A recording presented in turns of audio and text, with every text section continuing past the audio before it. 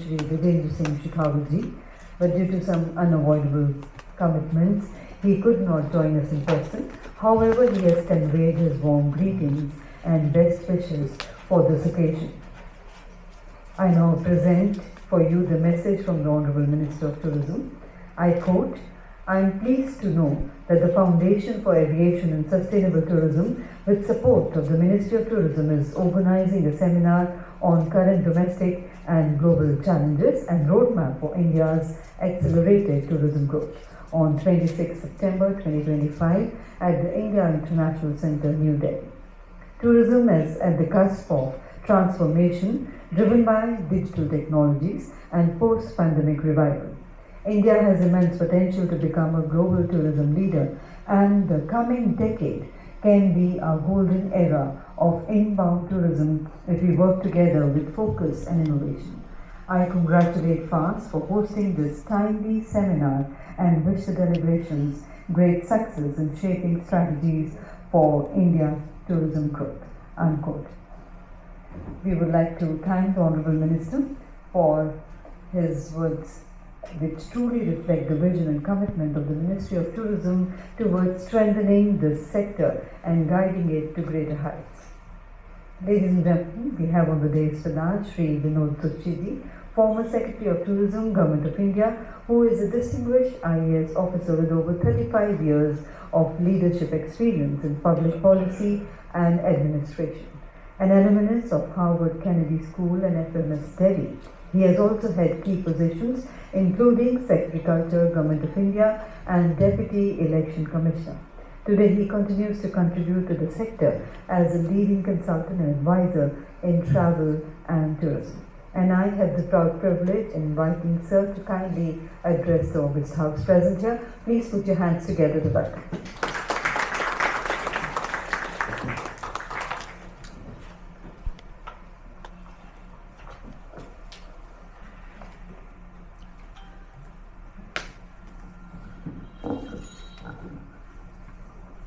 General State, former Governor of Tripura and Chhattisgarh, and President FAST.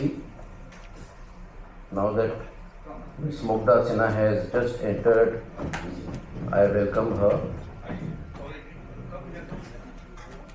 Ms. Mugdha Sinha is our guest of honor today, and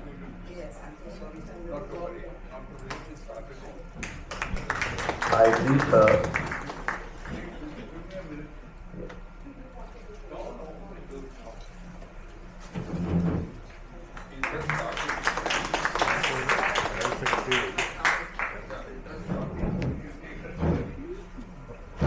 Mr. Atul Bhalla, Vice President Operations, ITC Hotels, Shri Bezbarwaji, former Secretary Tourism, Government of India, Shri Arvind Singh, former Secretary Tourism, Government of India, Shri VP Agarwal, former Chairman, Airport Authority of India and Vice President, FAST. Esteemed guests, young friends in the audience, ladies and gentlemen. On the occasion of the inaugural session of this seminar organized by Foundation for Aviation and Sustainable Tourism, I too welcome all the guests present here on behalf of FAST, a no-profit organization, ladies and gentlemen, working incessantly for the development and promotion of aviation and tourism in incredible India. Ladies and gentlemen, the seminar has been deliberately kept today on the eve of World Tourism Day, which falls every year on 27 September, that is tomorrow. And so I also take this opportunity to wish you and everyone a happy World Tourism Day 2025. Coming to the theme of today's event, you may agree with me, ladies and gentlemen, that India's tourism sector is currently confronted with numerous global challenges, particularly in the wake of the fast changing geopolitical order, digital innovations in tourism services, and sustainability imperatives. Other global challenges are the climate change, the visa restrictions, the international mobility, competition from emerging global destinations, and fragility of supply chains. They are also currently impacting and have the potential of affecting the tourism growth in India. Ladies and gentlemen, before the impact of COVID could subside and tourism could spring back to grow beyond 2019 level, inbound tourism has again got a setback since Russia-Ukraine war, which started in 2022. The ongoing war has engulfed not these two nations alone, but almost the entire Europe and the US. The global tensions among countries in the Middle East, in West Asia, in South China Sea have added fuel to the fire. And the disruptions caused by the global trade war with the arrival of the new regime in the US has added new set of challenges before India's economy, including travel and tourism sector. The impact of international global disorder, friends, can be seen by the fact that the total international travel figures in 2024 were 1.4 billion tourists, still a little lesser than the 2019 level, and 5 years have passed. Similarly, India's total foreign tourist arrivals of 9.95 million registered in the year 2024 has also still not attained the 2019 level of 10.93 million. Ladies and gentlemen, tourism can flourish when there is peace and trust among the nations, and not in the environment of wars and distrust. On the domestic front, India tourism is doing remarkably well, having registered a record domestic tourist visits of 2.51 billion in 2024, which is higher than the 2019 figure of 2.32 billion. However, there are still many challenges that need to be addressed to accelerate the growth of tourism. I would name some of them: infrastructural gaps in Tier 2 and Tier 3 cities, regulatory hurdles including the ease of doing business, infrastructure modernization is required. There are environmental concerns, and there are skill gaps in the tourism workforce. Ladies and gentlemen, the objective of today's seminar is not just to flag the challenges, it is also to identify the opportunities and the strengths of India tourism and to see how these challenges can be translated into opportunities.